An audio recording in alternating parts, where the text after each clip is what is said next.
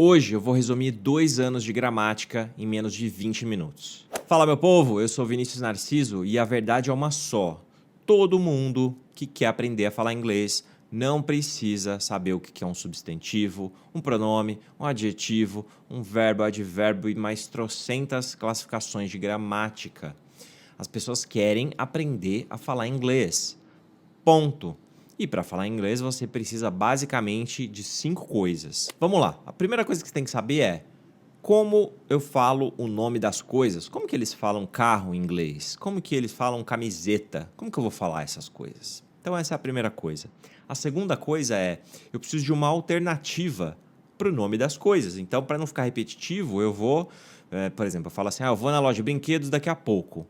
Que tal a gente se encontrar na loja de brinquedos? Que hora você pode chegar na loja de brinquedos? Pô, fica toda hora, loja de brinquedos, loja de brinquedos. É muito repetitivo. Você também precisa saber descrever e falar sobre essas coisas. Me empresta uma caneta? Isso é uma coisa. Me empresta uma caneta? Agora, me empresta aquela caneta azul? Opa, isso aí é diferente. Então, bom, além de você saber falar o nome das coisas e falar sobre essas coisas, você também precisa de um pouco de ação, certo? Eu fiz isso, eu vou fazer aquilo, eu tô me sentindo assim, assado. E a quinta coisa que você precisa saber é conseguir incrementar essa ação, para que você possa dar um pouco mais de detalhes, centrar um pouco mais ali no detalhe daquilo que aconteceu, que vai acontecer ou que está acontecendo. Então, você falar eu saí é uma coisa, eu saí, tá bom. Agora, eu saí ontem é outra coisa, é um outro nível de detalhe, concorda comigo? Então, beleza. 5 coisas que qualquer pessoa precisa para falar em inglês. Como que a gente vai falar isso dentro do inglês? Nome das coisas, opções para o nome das coisas para não ficar repetitivo, saber falar sobre essas coisas com mais detalhes, falar sobre as ações, aquilo que você faz, ou ir até além aquilo que você é, ou aquilo que você foi ou vai ser. E por último, quando você quer dar um pouco mais de detalhes sobre essas ações. Né? Alguém te convida para almoçar e você fala... Você não pode falar assim, eu já almocei. Tudo bem, às vezes você pode até falar, eu já almocei, você tem intimidade com a pessoa. Mas se você não tem, uma palavrinha pode mudar tudo. Em vez de falar eu almocei, você fala eu acabei de almoçar. Esse acabei faz toda a diferença e essa é uma das coisas que eu vou te ensinar hoje. Então vamos lá, ó. Primeira coisa, eu falei aqui do nome das coisas, né? I have to go to school. Eu preciso ir para a escola. I have to go to school. Então, school é o que eles chamam de nouns, que são os nomes, substantivos. Então, para facilitar, eu chamo de o nome das coisas, porque é qualquer coisa que o ser humano batizou. Colocou um nome, um rótulo, você vai ver em inglês como noun.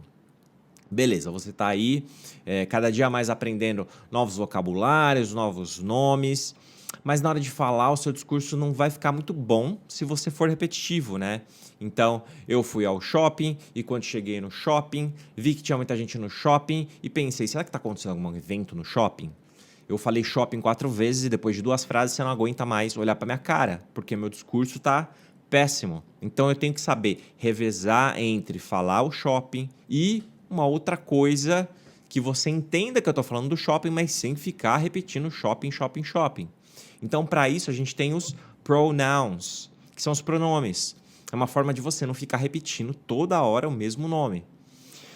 Então, dependendo do que você está falando, existe um pronome para evitar que você seja uma pessoa chata. Então, não seja uma pessoa chata e use os pronomes. Estou colocando aqui alguns pronomes para quem não sabe do que eu estou falando entender do que se trata. Né? Eu não vou entrar em detalhes, explicar pronomes, eu posso depois fazer uma aula sobre isso, mas é vocês pegarem a ideia geral da coisa. Tá bom, então a gente já falou sobre nome das coisas, alternativas, agora a gente precisa falar sobre como falar sobre as coisas, como que eu descrevo essas coisas. Se você chegar aí no seu escritório e perguntar assim, can I borrow your pen? Posso pegar emprestado aqui a sua caneta? Aí a pessoa vai olhar para você e falar assim, which pen? Qual caneta? Não vai entender. Agora, can I borrow your blue pen? Você está falando da caneta azul. Posso pegar emprestado aqui sua caneta azul? Opa, é diferente. Você foi mais específico. Blue pen. Agora sim. Então, essa descrição, eles chamam de adjectives, que são os adjetivos, certo? E uma coisa importante no inglês é a ordem das palavras. Às vezes as pessoas se confundem porque ela pode ser diferente do português. Então, o adjetivo, normalmente, o adjetivo vem antes do substantivo quando você está pensando em inglês. Então, a descrição da coisa vem antes da coisa em si. Em português, caneta azul. Caneta azul em português é caneta azul. Me empresta a caneta azul. Em inglês, eles invertem. Então, quando você vai falar caneta azul, você não fala pen blue, você fala blue pen, azul caneta. Que nem a canção, azul caneta. Então pensa na canção da caneta azul, azul caneta. Caneta azul, português, azul caneta, inglês. Certo? Essa é a dica musical para você não esquecer a ordem que vem primeiro, a descrição da coisa e depois a coisa. Lembrando que isso não é uma regra que é 100%, tá? Existem casos e casos, depois eu posso até fazer uma aula sobre isso para falar exatamente quando você usa o adjetivo na frente e quando vem o substantivo depois e vice-versa, tá bom? Bom, então tá certo. A gente falou das coisas, alternativa, descrição, falta o que agora? Tá faltando um pouco de ação, né? Tá meio parado esse negócio. Tá na hora de falar sobre o que você fez, o que você vai fazer, o que você deixou de fazer e até mesmo sobre aquilo que você é. Quem que é você? Quem que você é? Isso é importante. Por isso a gente tem os verbs, que são os verbos. Existem dois tipos de verbos. A ação, I went to the beach. Eu fui à praia, fui para a praia. I went to the beach. Então você tem ações, né, que são as coisas que você faz, e o segundo é aquilo que você é, ou aquilo que você está. Como, por exemplo, I'm Vinícius. Eu sou o Vinícius. Eu sou o Vinícius. I am Vinícius. I am an English teacher. Eu sou um professor de inglês. I'm in São Paulo today. Eu estou em São Paulo hoje.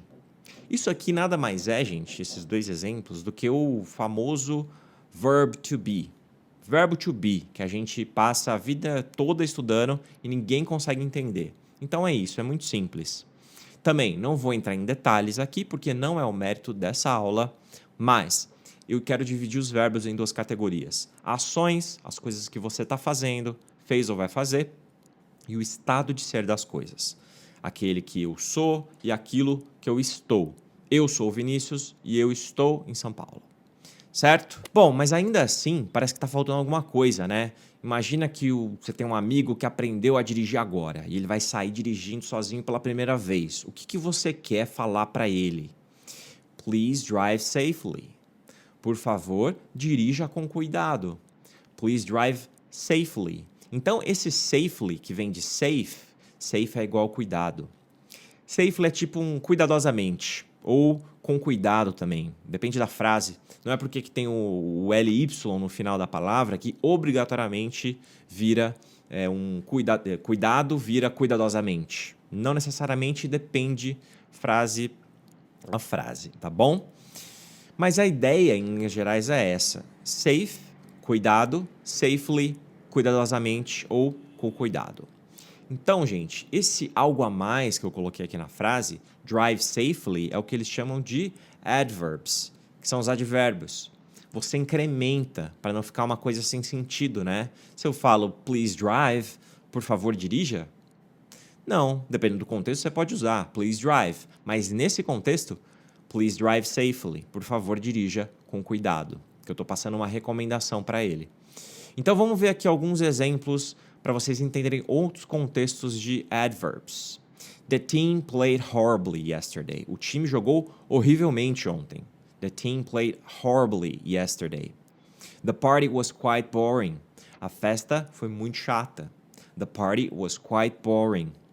Pericles often gets sick. O Pericles frequentemente fica doente. Então, Pericles often gets sick. Can I sit here? Posso me sentar aqui? Can I sit here? Então, os advérbios servem para quê? Vocês conseguiram perceber? Eles podem, primeiro, mudar a ação. Então, quando eu falo I played horribly, eu joguei horrivelmente. Então, eu estou falando da forma que eu joguei. Foi horrível. The party was quite boring. Eu estou falando que a festa tá chata. Tá boring. Mas o quão boring ela tá ou ela foi? Quite boring, muito chata. Dá um grau de intensidade, entendeu? Very, to, so, também vocês poderiam usar aqui nessa frase. Ou se fosse o contrário, ao invés de falar muito, se você quisesse falar pouco, the party was a little boring. A festa foi um pouco chata. A little boring. Não foi muito, foi a little. Você também pode falar de often. Pericles often gets sick. Quando eu falo que o Pericles frequentemente fica doente, eu estou falando de frequência. Então, eu usei often, mas poderia falar de sometimes, never, always, de vez em quando, nunca, sempre. Eu, por exemplo, raramente fico doente. Tem até outro, né? Rarely. I rarely get sick. Então, dessa forma, você consegue expressar a frequência das coisas. Can I sit here? Eu posso sentar aqui? Aqui é o quê? Lugar. You can sit anywhere. Você pode sentar em qualquer lugar. Anywhere, here, there, everywhere. Aqui, lá, qualquer lugar, em todo lugar. Everywhere, todo lugar. Então, sabe o Will Smith? Aquele ator? That guy is everywhere. Esse cara tá em todo lugar. O cara faz filme, série, teatro, tá no YouTube, Instagram, TikTok. Esse cara tá em todo lugar. He's everywhere. Bom, então dá para falar que os advérbios servem para ajudar a gente a dar um pouco mais de informação sobre a forma das coisas, a intensidade, a frequência e o lugar que elas acontecem. Ah, e antes que eu me esqueça, tem também aqueles que mudam totalmente o significado da frase. Fortunately, our flight was cancelled. Felizmente, o nosso voo foi cancelado. Fortunately, our flight was cancelled.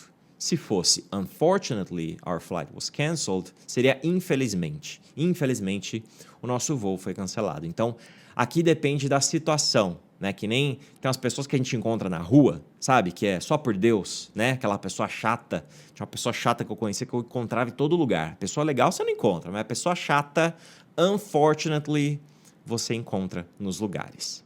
Certo? Bom, e como eu disse no início do vídeo, a ideia aqui não é te ensinar gramática, mas sim te passar uma ideia geral da estrutura das frases em inglês e os recursos que você tem dentro do idioma. Então, ao invés de ficar decorando quantos tipos de advérbios existem, eu quero que você entenda que os advérbios são ferramentas para te ajudar a dar mais contexto, para falar de frequência, de lugares e etc. Assim como a forma de usar os adjetivos em inglês é diferente, você vai ter que pensar de um jeito diferente quando você traduz do português para o inglês, que é a forma como todo mundo faz quando está começando a aprender inglês. E isso pode ser um pouco confuso no começo. Agora, a única coisa que eu consigo garantir para você é que tudo isso se torna natural a partir do momento que você pratica inglês e cria uma verdadeira imersão no idioma, tá bom? Então é isso, pessoal. Eu espero que esse conteúdo tenha te ajudado. Te vejo no próximo vídeo e um abraço.